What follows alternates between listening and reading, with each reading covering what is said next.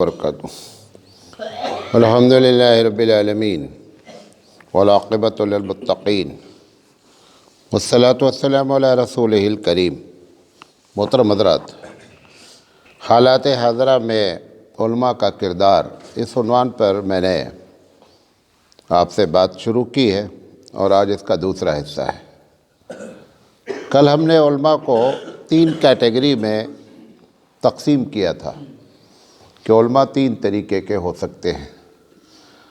اس میں سے ایک بتایا تھا کہ وہ عالم جو کسی درسی نصاب سے فارغ ہے، دوسرے وہ علماء کہ جو صفاتی علماء، جن کے اندر اشاعت دین کے لیے، دین کو آگے بڑھانے کے لیے مختلف قسم کے کام کرتے ہیں، کتابیں لکھتے ہیں، تقریریں کرتے ہیں، دعوت کا کام کرتے ہیں، مسلمانوں کو صحیح سیاست کی سوجھ بوجھ دیتے ہیں۔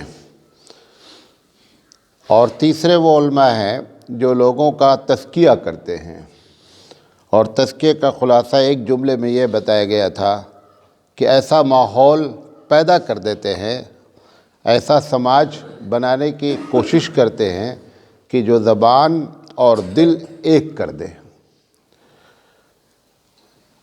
جس کو اللہ تعالیٰ نے نبی کریم صلی اللہ علیہ وسلم کے کاموں میں سے ایک کام گنایا ہے کہ محمد صلی اللہ علیہ وسلم کو بھیجا جا رہا ہے دنیا میں یزکیہم، تاکہ لوگوں کا تزکیہ کریں۔ تو یہ پہلے پارٹ پہ ہم نے بات کی تھی۔ آج جو اس کا دوسرا حصہ ہے، سب سے پہلے جو لوگ اصطلاحی علماء ہیں، اصطلاحی علماء سے مراد عالم تو ہیں، لیکن وہ جو ان کے اندر کام کرنا چاہیے تھا وہ کوئی کام نہیں کر رہے، نہ تقریر کر رہے ہیں، نہ تحریر کر رہے ہیں، نہ دعوت کے کام سے جڑے ہوئے ہیں، نہ سیاست کے کام سے جڑے ہوئے ہیں، لیکن فارغ ہیں، عالم ہیں۔ تو ان کا سب سے پہلے ذکر کرتے ہیں کہ وہ کیسے حالات حاضرہ میں کیسے اپنا کردار ادا کریں۔ دیکھیں، ایسے علماء کو چاہیے، وہ کسی وجہ سے اس کام میں نہیں جڑ رہے ہیں، ہم اس پر نہیں بحث کرنا چاہ رہے ہیں، ان کو چاہیے کہ جہاں رہیں اس میں کم سے کم یہ ہو جائے کہ ہماری وجہ سے علماء برادری بدنام نہیں ہو۔ ایسا رہیں اپنے سماج میں، اپنے گاؤں میں، اپنے شہر میں، کہ علماء کی جو برادری ہے، ان کا جو مرتبہ ہے، وہ ان کے کسی بھی کام سے، کسی بھی عمل سے وہ برادری کیا ہے، وہ بدنام نہیں ہونی چاہیے۔ مطلب آپ یہ نہیں کہہ سکیں کہ دیکھو عالم ہیں، گاؤں میں آئے ہیں، جمعہ نہیں پڑھتے، نماز نہیں پڑھتے، روزہ نہیں رکھتے، کچھ نہیں کر رہے ہیں، آپ کم سے کم اپنی ذات سے علماء برادری کو بدنام نہیں کریں، نمبر 1۔ نمبر 2، جب علماء برادری کو بدنام نہیں کریں گے تو اس کا مطلب یہ ہے کہ اسلام کی شان بڑھائیں گے۔ تو ایک جملے میں یہ کہنا چاہتے ہیں کہ جہاں رہیں وہاں اسلام پر ذاتی طور پر عمل کرتے رہیں، تاکہ نہ اسلام بدنام ہو اور نہ علماء برادری بدنام ہو۔ بات میں سمجھا پائے اپنی؟ یہ مختصراً کام ہے ان لوگوں کا جو کوئی کام نہیں کر رہے ہیں، صرف کیا ہیں، فارغ ہیں۔ اب جو وہ کر سکتے ہیں، یہ تو ہم نے آخری درجہ بیان کیا، کر سکتے، مثال کے طور پر 3% لوگ جو بھارت میں مسلمان ہیں، اس مسلمان میں جو لوگ پڑھتے ہیں، پوری آبادی کی بات نہیں کر، جو پڑھتے ہیں اس میں سے 3% جو ہے وہ اگر 100 بچے آپ کے گاؤں میں پڑھ رہے ہیں تو 97 بچے کیا پڑھ رہے ہیں، پرائمری پڑھ رہے ہیں، اسکول پڑھ رہے ہیں، اس میں سے 3% کے چانس ہیں کہ جو اس لائن میں آئے ہوئے ہیں۔ وہ جو 3% ہیں، اب اس میں سے 2% تو نکل جاتے ہیں، وہ جو میں نے بتایا کہ ان کے اندر یہ صفات ہوتی ہے۔ 1% اس میں سے کیا ہوتا ہے، کوئی کام نہیں کرتا ہے، تجارت کر لیتا ہے، کھیتی کرتا ہے، کچھ بھی ہے۔ تو میں ان کو مشورہ دینا چاہتا ہوں کہ اگر تجارت کر رہے ہوں، عالم ہیں، تجارت کر رہے ہیں، تو اسلامی اصولوں کے تحت تجارت کریں. یہی ان کی تبلیغ ہے، یہی ان کا اخلاق ہے، اور یہی وہ جو پڑھ کر کے آئے ہیں وہ اس کا عملی نمونہ ہے. نمبر 1.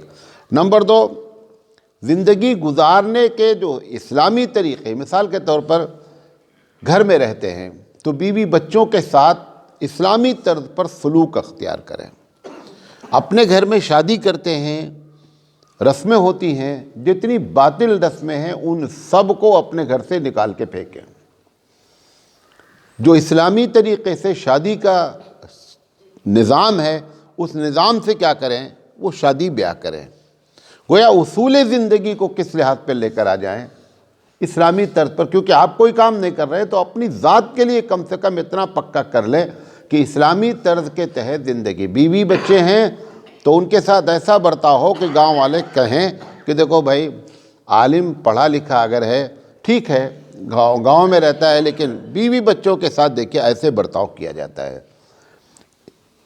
تو سماجی زندگی رشتہ داروں کے ساتھ، گھر والوں کے ساتھ بہترین قسم سے زندگی گزارے کہ لوگ انگلی نہیں اٹھا سکے. اور جو بھی بہرحال جو بھی کام کرے اس میں اسلام کو کیا کرے، مقدم رکھے. یہ ان لوگوں کو مشورہ ہے جو حقیقت میں صرف اصطلاحی عالم ہیں اور بقیہ کوئی کام نہیں ہو رہا ہے. یہ پہلی بات جو کی تھی اس پر گفتگو ہوئی. اب جو اس میں بتایا تھا کہ صفاتی علماء، تو اسے میں نے سب سے پہلی چیز بتائی تھی کہ تحریر کرتے ہیں، کتابیں لکھتے ہیں، آرٹیکل لکھتے ہیں، مضمون لکھتے ہیں، مختلف قسم کے اخبارات میں لکھتے ہیں. تو سب سے پہلے یہ ہے کہ اگر ہم مصنف ہیں، غور سے سنیں، اگر ہم کتابیں لکھتے ہیں تو سب سے پہلے ہماری نیت کیا ہے کتاب لکھنے کی، اس کو پکا کر لیں. کتاب لکھنے کی ایک نیت ہوتی ہے کہ یہ کتاب لکھ دیں گے اور مارکیٹ میں چلے گی اور اس سے خوب اچھا پیسہ کمائیں گے. اس نیت سے کتاب عالم نہیں لکھے، ناول نگار لکھتا ہے، شاعر لکھتا ہے، ان کی بات چھوڑ دیں. لیکن عالم کو اس نیت سے کتاب لکھنی چاہیے کہ اس سے دین کی دعوت لوگوں تک پہنچے. اس کے ضمن میں تجارت خود بخود ہو جائے گی. اس کے لیے آپ کو نیت کرنے کی ضرورت نہیں ہے. جیسا کہ میں آپ کو کس کے پہلے بھی غالباً مثالیں دیا ہوں کہ ایک آدمی کو کھاد کی ضرورت ہے تو کہتا ہے کہ 10-5 بھینس اگر پال لی جائے تو کھاد کیا ہے، خوب ہوگی. حالانکہ اگر وہ اس نیت سے بھینس کو لاتا کہ بھینس سے لائیں گے اور دودھ کا فائدہ ہوگا، وہ کھاد کیا کرتی؟ بھئی جو بھینس دودھ دے گی وہ کھاد اپنے آپ بچا سکتی ہے کیا؟ نہیں بچا سکتی ہے. آپ کو کھاد کی نیت کرنے کی ضرورت، گوبر کی نیت کرنے کی ضرورت ہی نہیں ہے. گوبر وہ کمبخت دے گی کہاں لے جائے گی وہ. لہذا دودھ کی نیت سے کیا کی جائے، بھینس پالی جائے اور کھاد اپنی فطری طور پر، آٹومیٹک طور پر آپ کو حاصل ہو جائے گی. ایسے ہی علماء کو چاہیے کہ جو کتابیں لکھتے ہیں، جو تحریر کرتے ہیں، کسی قسم کی تحریر ہو، ان کا جو مقصد ہو وہ کیا ہو، مقصد اشاعت دین ہو. تجارت اس میں آپ ہو جائے گی، اس میں آپ کو نیت کرنے کی ضرورت نہیں ہے. نمبر 1. نمبر 2، جس دور سے ہم گزر رہے ہیں، ایک موضوع پہ 25 علماء کتاب لکھ چکے ہیں آلریڈی. اب وہ چونکہ مٹیریل تیار ہے، موجود ہے سب کچھ، ہم کیا کرتے ہیں، ادھر سے اٹھایا ادھر سے اٹھایا اور میڈ ان مولانا سراج صاحب ہم لکھ ڈالے کتاب. ایسی کتاب لکھنے کا کوئی فائدہ نہیں ہے. اگر اسی موضوع پر ہی کتاب، اسی ٹاپک پر آپ کتاب لکھنا چاہتے ہیں تو کم سے کم آپ کے ذہن میں کچھ نادر باتیں ہوں کہ جو اب تک کسی نے اس ٹاپک پر لکھا نہیں ہے. جیسے نماز کی فضیلت ہے مثال کے طور پر. اب نماز کی فضیلت پر آپ بھی کتاب لکھ رہے ہیں، نماز کی فضیلت پر 500 کتابیں پہلے سے لکھی ہوئی ہیں. تو ایسے چیز میں اپنا وقت ضائع نہیں کریں، آلریڈی کتابیں لکھی ہوئی ہیں. ہاں اگر نماز کی فضیلت پر کوئی ایسی باتیں آپ کے ذہن میں آ رہی ہیں کتاب جو ایک دم نادر ہیں، جو اب تک 500 کتابوں میں کہیں لکھی ہی نہیں گئی، تو پھر لکھیں، اچھی بات ہے. تو اس بات کا خیال رکھیں کہ ٹاپک وہ چنا جائے جس کی پبلک کی ضرورت ہے اور جو ہمارے سماج میں وہ کتابیں اس ٹاپک پر موجود نہیں ہیں، نمبر 1۔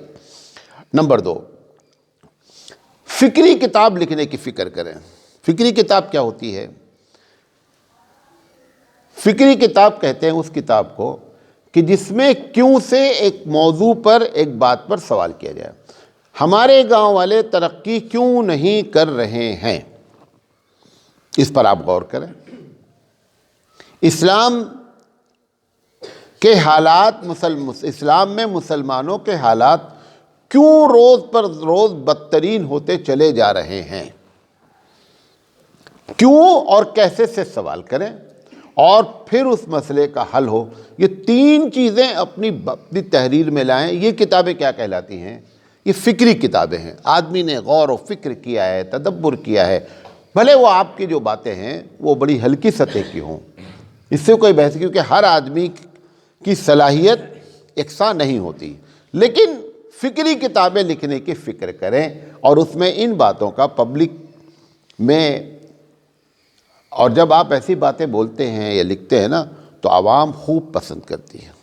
کوئی بھی بات میں جب کیوں کا سوال دیا جاتا ہے، جواب اچھا، تو آدمی کو بہت پسند آتا ہے۔ اس کا فائدہ یہ ہوتا ہے کہ اس کے اندر جو اسلام ہوتا ہے نا وہ کنکریٹ ہوتا ہے۔ ابھی میں سفر میں تھا تو ہمارے ساتھ جو لوگ رفیق سفر تھے، میں نے کہا اچھا یہ بتاؤ کہ سردی میں آخر پیشاب کیوں اتنا لگتا ہے؟ آدمی پانی کم سے کم پیتا ہے بنسبت گرمی کے، اور پیشاب اس کو زیادہ لگتا ہے۔ اب کبھی سوچا ہی نہیں ہے۔ اب جب ان کو یہ بات کا جواب دیا جائے گا ایسا کیوں ہے نا، تو خوب خوش ہوں گے، وہ بہترین بات بتائیے۔ تو فکری جو چیزیں ہوتی ہیں وہ کتاب لکھنے کی فکر کی جائے، یہ دوسرا کام کریں۔ تیسری چیز، یہ جس دور سے ہم گزر رہے ہیں، کیونکہ ہمارا ٹاپک کیا ہے؟ حالات حاضرہ میں علماء کا کردار۔ پرانی کتابیں آپ اٹھائیے، بہت اچھی باتیں لکھی ہیں۔ حوالہ کیا ہے؟ کہاں سے لکھی گئی ہیں؟ یہ حوالہ جو نہیں دیا گیا، بے شمار باتیں ہمارے سوسائٹی میں وہ آ گئیں، اور بڑے بڑے ہم جیسے تو چھوٹے لوگ ہیں، بڑے بڑے علماء نے ان باتوں کو نقل کیا اور اس بات کا کوئی سرے سے عطا پتہ ہی نہیں ہے، یعنی جھوٹی ہے باتیں۔ میں آپ کو 2 بات بتاتا ہوں، آپ نے بھی سن رکھا ہے۔ نبی کریم صلی اللہ علیہ وسلم پر ایک بڑھیا کچرا پھینکتی تھی، سنا ہے؟ روزانہ ڈالتی تھی۔ یہ بات ایک دم جھوٹی ہے، ایسا کوئی واقعہ پیش ہی نہیں آیا ہے۔ وجہ کیا ہے؟ وجہ یہ ہے کہ اگر ہم کو معلوم ہے کہ اس گلی سے ہم مسجد میں آتے ہیں اور شرارت کرنے والے اس گلی میں بیٹھے ہوئے ہیں، اور ہماری طاقت نہیں ہے کہ ان شریروں پر کنٹرول کر سکے، تو ہماری ذمہ داری کیا بنتی ہے؟ ہم اس گلی کو چھوڑ دیں اور دوسرے گلی کا راستہ اختیار کر لیں۔ کیا ضرورت ہے کہ ایک بڑھیا لگاتار کچرا ڈالتی ہے، ہم اسی راستے سے گزریں اور اپنے اوپر کچرا ڈلواویں؟ یہ نبی کی شان کے خلاف ہے کہ وہ اپنے اوپر کچرا ڈلوانے کے لیے اس راستے کو اختیار کر رہا ہے جس راستے میں بڑھیا روز کچرا ڈالتی ہے۔ بڑھیا کچرا ڈالتی ہی نہیں، بڑھیا کا کوئی واقع ہی نہیں ہے۔ اچھا، اس بڑھیا کو کیسے معلوم ہے؟ ٹائمر لگائے ہوئے ہے کہ اب نبی کے آنے کا ٹائم ہے، کیسے معلوم ہوا اسے؟ کیوں؟ مکے کا واقعہ ہے، اور مکے میں نماز جماعت سے فرض ہی نہیں ہے۔ مکے میں نماز ہوتی ہی نہیں تھی جماعت سے۔ جو نماز، وہ بھی نبوت کے 11-12 سال کے بعد نماز فرض ہوئی، لوگ اپنے اپنی نماز پڑھتے تھے، کیونکہ ایسے حالات ہی نہیں تھے کہ نماز کے نام پر کسی کو کہیں جمع کیا جا سکے۔ تو اس بوڑھے کو کیسے معلوم ہوتا تھا کہ نبی اب آنے والے ہیں، کچرا ڈال دو؟ اب جب پہلی مرتبہ بات کہی گئی، اور یہ آج سے نہیں چل رہی ہے، 400 500 700 سال سے چل رہی ہے۔ اگر حوالہ دینے کی بات پہلا آدمی کیا ہوتا تو وہیں پر یہ بات کیا ہوتی؟ ختم ہو جاتی ہے۔ حالانکہ غیر مسلم بھی جب تقریریں کرتے ہیں محمد صلی اللہ علیہ وسلم کے بارے میں تو اس کو لے کر کے آتے ہیں۔ ہم نے خود، میں دنیا کا سب سے بڑا سیریل میں نے پیش کیا، میں نے جب سیریل کیا مجھے نہیں معلوم تو میں نے بھی واقعہ نقل کر رکھا ہے۔ تو یہ جب حوالہ نہیں ہوتا ہے نا تو اس قسم کے بعد ایک اور بڑھیا کا واقعہ ہے، 2 بڑھیا کے واقعے مشہور ہیں، دونوں غلط ہیں۔ ایک بڑھیا کا واقعہ کیا ہے، میں نے بھی نقل کیا ہے، میں بھی لوگوں سے معافی چاہتا ہوں، کہ اللہ کے رسول صلی اللہ علیہ وسلم باہر تھے، ایک بڑھیا اپنا گٹھری باندھے سامان رکھے ہوئے تھی اور وہ بیزار تھی محمد صلی اللہ علیہ وسلم اور ان کے اسلام اور ان کی دعوت سے. تو اس نے سوچا ہم شہر چھوڑ دیں گے، کیونکہ ہم نے سنا یہ ہے کہ جو لوگ بھی محمد صلی اللہ علیہ وسلم سے مل لیتے ہیں وہ اپنا دھرم کھو بیٹھتے ہیں، لہذا ہم کو اپنا دھرم بہت پیارا ہے اور میں جو ہے نا ان سے ملوں گے نہیں، لہذا اس نے طے کر لیا کہ گاؤں چھوڑ دیں گے. اللہ کے رسول صلی اللہ علیہ وسلم نکلے، گٹھری جو ہے وہ رکھی بڑھیا تھی، تو پوچھا کہ اماں کیا بات ہے باہر؟ کہا مجھے یہاں نہیں رہنا ہے، میرا سامان فلاں جگہ رکھ دو. اللہ کے رسول صلی اللہ علیہ وسلم نے اپنے سر پہ گٹھری رکھی اور اس کو بہت اچھے انداز سے بیان کیا جاتا ہے، وہ 15-20 منٹ لیا جاتا ہے اس واقعے میں. وہ گٹھری لے جا کر کے وہاں رکھ دیا. رکھنے کے بعد اللہ کے رسول نے پوچھا کہ اماں یہاں کیوں آئی ہو؟ کہا نہیں بیٹا، وہاں ایک آدمی آیا ہے جن کا نام محمد ہے صلی اللہ علیہ وسلم، اور وہ جب کسی سے مل لیتے ہیں نا تو لوگ اپنا دھرم کھو دیتے ہیں، لہذا مجھے نہ ملنا ہے اور مجھے اپنے دھرم سے بہت پیار ہے. اللہ کے رسول صلی اللہ علیہ وسلم اندر اندر مسکرائے. اس کے بعد جب وہ جانے لگے تو بڑھیا نے پوچھا بیٹا تمہارا کیا نام ہے، کون ہو تم؟ کہا اماں میں وہی محمد بن عبداللہ ہوں صلی اللہ علیہ وسلم. کہا ارے محمد بن عبداللہ تو اتنے خراب آدمی ہیں ہماری نگاہ میں، اور تم ہی اکیلے پورے شہر میں کہ ہمارا سامان لا کر کے آپ نے رکھا. کہا آپ کیا کہتے ہیں؟ کہا اماں ہم کہتے ہیں لا الہ الا اللہ محمد رسول اللہ. اور بڑھیا ایمان لے آئی اور پھر اس بڑھیا کا وہی سامان لا کر کے پھر رکھا. یہ پورا واقعہ ایک دم جھوٹا ہے، کوئی واقعہ پیش ہی نہیں آیا، کوئی واقعہ ایسا پیش ہی نہیں آیا ہے. ہم بتانا یہ چاہتے ہیں کہ حوالے دے کر کے باتیں کریں. اور آج کل چھوٹے چھوٹے لوگ جن کو حدیث کی اسپیلنگ نہیں معلوم ہے، حدیث کیسے لکھی جاتی ہے، قرآن کیسے لکھا جاتا ہے یہ نہیں معلوم ہے، سوال پوچھتے ہیں اور نیچے لکھتے ہیں کہ حضرت شیخ مولانا جو بھی کہ قرآن حدیث کی روشنی میں مولانا جواب دیجئے. ہم اب دوسرے دور سے گزر رہے ہیں. ایسے میں جو کتابیں لکھی جائیں وہ حوالے کے ساتھ لکھی جائیں تو جتنی باتیں ہیں فلٹر ہو جائیں گی، صاف ہو جائیں گی. جو باتیں باطل ہیں وہ کیا ہو جائیں گی. اور آپ کو حیرت ہوگی، ایسے کم سے کم 30 سے 40% آپ واقعات جتنے جانتے ہیں سب جھوٹے ہیں. خاص کر عبد القادر جیلانی رحمۃ اللہ علیہ کے بارے میں جتنے واقعات آپ جانتے ہیں اس میں 99% جھوٹ ہے، 1% نہیں، 99% جھوٹ ہے. اور ایسے ایسے واقعات ہیں، ملک الموت کو پکڑ لیا تو ان کا تھیلا کھول دیا تو روحیں ایسا ہو گیا ملک الموت ہو گیا، ان کے گھر کے چپراسی ہو گئے. تو یہ اگر حوالے سے لکھے جاتی باتیں تو کیا ہوتا ہمارا سوسائٹی میں جو ہے نا، ہماری سوسائٹی میں اس قسم کے خرافات نہ آ پاتی. تو دوسری چیز. تیسری چیز، حوالہ ایسا نہ دیں کہ حوالہ خود محتاج ہو حوالے کا. نہیں سمجھے بات؟ ایک آدمی نے جیسے حدیث کی کتابیں ہیں، بخاری ہے، مسلم ہے، ترمذی ہے، ابو داؤد ہے، بہت. ایک کتاب ہے مشکات. مشکات کوئی حدیث کی کتاب نہیں ہے، مختلف حدیثوں کی کتاب سے لے کر کے انہوں نے ایک کتاب لکھ دی. بہت اچھی کتاب ہے، بہت اچھی ترتیب ہے. اب ایک آدمی حوالہ دے رہا مشکات شریف میں ہے. ارے بھائی مشکات شریف تو خود حوالے کی محتاج ہے. آپ مشکات کا حوالہ دینے کے بجائے آپ دیکھیں مشکات نے جو حدیث نقل کی اس کا حوالہ کیا ہے؟ شامی میں لکھا ہے مسئلہ. اچھا شامی کوئی قرآن تو ہے نہیں، شامی کوئی حدیث کی کتاب تو ہے نہیں، شامی فقہ کی کتاب ہے، وہ خود محتاج ہے. بہشتی زیور میں لکھا ہوا ہے. بہشتی زیور ٹھیک ہے مولانا رحمۃ اللہ علیہ کے ہے، لیکن بہشتی زیور میں مولانا نے کہاں سے لکھا ہے؟ تو ڈائریکٹ آپ کو چاہیے کہ حوالہ ایسا نہیں دیں کہ حوالہ خود کس کا محتاج ہو جائے، حوالے کا محتاج ہو جائے. ایسا نہیں کریں. لہذا مصنفین کو چاہیے کہ اس بات کا خیال رکھیں. تیسری چیز، کتاب لکھتے وقت اس بات کا بھی دھیان رکھا جائے کہ جو کتابیں غیر نصابی ہیں، سلیبس والی نہیں ہیں، کہ عوام کے ساتھ ساتھ عالم علماء کے ساتھ ساتھ عوام بھی اس سے استفادہ کر سکیں، اس سے فائدہ کر سکیں. ہم ایسی کتاب لکھے بیٹھے ہوئے ہیں کہ فائدہ کس کو ہونا ہے؟ عالم کو. چلو اچھی بات ہے وہ بھی. اب عالم کتاب خریدتا ہی نہیں بیچارہ جلدی سے، پیسے ہی نہیں، کہاں سے خریدے گا؟ اب جو بڑی بڑی کتابیں ہیں وہ 20-20 ہزار روپے کی بعض کتابیں ہیں، اس کی 20 ہزار بیچارے تنخواہ نہیں، کہاں سے خریدے گا؟ کتاب ایسا لکھا جائے کہ عوام بھی فائدہ اٹھا سکے اور عالم بھی اس سے فائدہ اٹھائے، دونوں ایک ساتھ فائدہ اٹھائیں، اس بات کو مد نظر رکھنا چاہیے۔ اسی طریقے سے زبان کو آسان لکھے اور مثالوں کے ساتھ جو ہے وہ اپنی باتوں کو سمجھانے کی فکر کرے۔ ایک مرتبہ جب آپ مثال دینے کے عادی ہو جائیں تو ایک آدمی جب بات کرتا ہے پھر نہیں سمجھ میں آتا، جب دوبارہ بات کرتا ہے تو کیا کرتا ہے، مثال دیتا ہے تو وہ بات اس کے آسانی سے سمجھ میں آ جاتی ہے۔ حبیب مصطفیٰ صلی اللہ علیہ وسلم کا طریقہ گفتگو کیا تھا؟ عموماً، یہ میں نہیں کہہ رہا ہوں ہر بات، لیکن عموماً ایک بات کرتے، اس کے بعد پھر اسی بات کو کرتے، کیوں؟ ایک طبقہ بیٹھا ہوتا ہے جو بہت ہی بریلینٹ ہوتا ہے، جس کا دماغ بہت تیز ہوتا ہے، وہ پہلی مرتبہ میں بات کو پکڑ لیتا ہے۔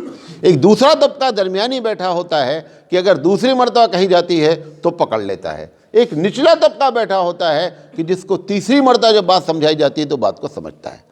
اس سے کیا پتہ چلا کہ جس کے لیے کتابیں لکھی جا رہی ہیں زبان آسان ہونی چاہیے، مثالوں کے ساتھ ہونی چاہیے۔ اسی طریقے سے ایک کام اور بھی کیا جا سکتا ہے کہ اگر ہمارے اندر فکری کتاب لکھنے کی صلاحیت نہیں ہے تو جو لوگ فکری کتاب لکھے ہیں اور زبان مشکل ہے ان کو آسان کرنے کا کام شروع کر دیجئے۔ مولانا تھانوی رحمۃ اللہ علیہ کو عرب دنیا نہیں پہچان سکی، آج بھی نہیں پہچان پائی۔ مولانا علی میاں ندوی رحمۃ اللہ علیہ کو عرب دنیا بہت پہچانی، حالانکہ مولانا علی میاں ندوی رحمۃ اللہ علیہ مولانا تھانوی رحمۃ اللہ علیہ میں بہت بڑا فرق ہے۔ حضرت سینکڑوں کتابوں کے رائٹر ہیں مولانا تھانوی رحمۃ اللہ علیہ، عرب کیوں نہیں جان پائے؟ کیونکہ ان کی کتابوں کو عربی زبان میں کوئی آدمی وہاں پہنچانے والا نہیں تھا، لہذا عرب جانتے نہیں۔ مولانا تھانوی کا نام لو تو علی میاں کا نام لو تو فوراً سمجھ جاتے ہیں۔ تو اب علی میاں ندوی رحمۃ اللہ علیہ کی کتابیں چونکہ عربی میں ڈال دی گئیں لہذا عربوں نے پڑھا، جب پڑھیں گے تبھی تو جانیں گے۔ اب یہ کام کرنے کا تھا، لیکن ہم شرح پہ شرح لکھ رہے ہیں، نماز کی فضیلت، روزے، ارے بھئی سب ٹاپک پر کتاب موجود ہے، جو کام کرنے کا ہے وہ کرو یار۔ کتنی اچھی باتیں۔ شاہ ولی اللہ رحمۃ اللہ علیہ کی ایک کتاب عربی میں ہے حجت اللہ البالغہ۔ حجت اللہ البالغہ اتنی مشکل کتاب کہ جب سے لکھی گئی کسی کی ہمت نہیں ہوئی اس کتاب کی گائیڈ لکھ دے، اس کتاب کی تشریح کر دے۔ کام بہت پہلے ہونا چاہیے تھا۔ اللہ تعالیٰ استاد محترم مولانا سعید احمد صاحب پالن پوری رحمۃ اللہ علیہ کو جزائے خیر دے کہ انہوں نے اس پوری کتاب کو کب ترجمہ کیا، کب تک اس کی تشریح کی، ابھی زیادہ سے زیادہ 7-8 سال یا 10 سال ہو رہے ہیں، یعنی 200 سال سے زیادہ کا عرصہ گزر گیا کہ وہ کتاب لوگوں کے دانت سے پھوٹی نہیں۔ عرب دنیا میں جب پہنچی تو عرب ماننے کے لیے تیار نہیں کہ ہندوستانی آدمی ایسی کتاب لکھ سکتا ہے، ان کے دانت سے نہیں پھوٹ رہی ہے کتاب۔ تو ایسی کتابیں جو بہت اہم ہیں ان کو آسان کیا جائے، آسان زبان میں، تاکہ عوام بھی سمجھ سکے۔ تو یہ بھی ایک کام کرنے کا، اگر ہمارے اندر فکری کتاب لکھنے کی صلاحیت نہیں ہے تو جو اکابرین ہیں جنہوں نے بڑی محنت سے، اچھا اس وقت وہ لوگ سمجھنے والے تھے، اب آج کا دور دن پر دن جو ہے وہ کیا ہوتا جا رہا ہے، آپ اپنے گاؤں میں دیکھ لیں، پہلے جتنی اچھی اردو آپ بولتے تھے اتنا آج نہیں بول رہے ہیں۔ دن پر دن ہماری کیا ہوتی ہے، کیفیت ڈاؤن ہوتی ہے۔ لہذا اس بات کا بھی خیال رکھیں، اگر فکری کتاب نہیں لکھ سکتے ہیں تو کم سے کم اچھے لوگوں کی کتابوں کو آسان زبان میں کرنے کے۔ ہمارے مولانا تھانوی رحمۃ اللہ علیہ کی کتابیں جو ہے وہ مفتی زید صاحب نے کتنی کتابیں جو ہیں ان کی آسان زبان میں عوام کے لیے فائدہ مند ہو گئی۔ لہذا یہ اس طریقے سے جو پہلی بات تھی کہ تحریر کرنے والے علماء، ان کے لیے یہ مختصراً مشورہ تھا۔ اللہ تعالیٰ سے دعا ہے کہ اللہ تعالیٰ کہنے سے زیادہ عمل کرنے کی توفیق عطا فرمائے۔